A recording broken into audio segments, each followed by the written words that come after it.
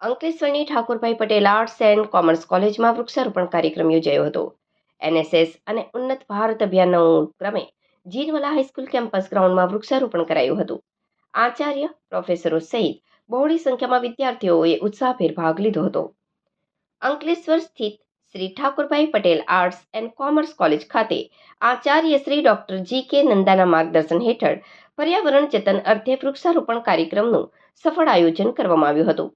Jinwala high school campus ground ખાતે રાષ્ટ્રીય સેવા યોજના તથા ઉન્નત ભારત અભિયાનના સંયુક્ત ઉપક્રમે આ કાર્યક્રમ યોજાયો હતો. આ કાર્યક્રમ દરમિયાન આચાર્ય શ્રી ડોક્ટર જી.કે. નંદા, કોલેજના અધ્યાપકગણ અને વિદ્યાર્થી કેમ્પસમાં વિવિધ છોડ વાવો, પર્યાવરણ પરિરક્ષણનો સંદેશ આપ્યો હતો.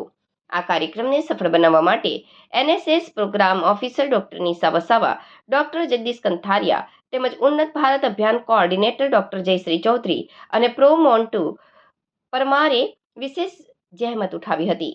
આ ઉપરાંત આદિત્ય માળી, વ્યોમ વસાવા, સોહન વસાવા, સમીર તાંબુ, યોગા સુલાડ, વૈભવ પ્રજાપતિ, કનુ ભરવાડ, શુભમ, પ્રિન્સ, હેરી, ખુશ્બુ સોલંકી, હિના વસાવા, ભીમરાજ માનસી, ટ્વિંકલ, રેણુકા અને રશ્મિકા સહિતના વિદ્યાર્થીઓએ કાર્યક્રમને સફળ બનાવવામાં સક્રિય યોગદાન આપ્યું હતું.